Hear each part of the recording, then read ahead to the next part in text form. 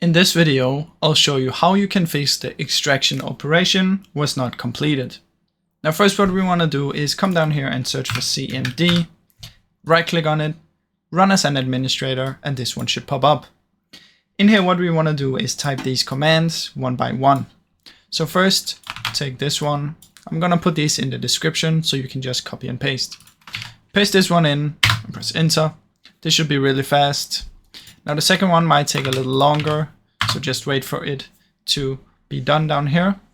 Now after the second one is completed loading and it's at 100%, you can see if it found any corruption. If there's no corruption, you don't need to do the third one. If there is corruption, just use this one and paste it in and press enter. After it's done, what you want to do is head over to WinRAR right here, search for it on Google, choose the download, just press download, and it will install an installer. It's really simple, just press next and download it. After you downloaded it, your files will now look like this. And what you want to do is find the file that you tried to extract, right click on it, extract files, choose where you want it, and then simply press OK.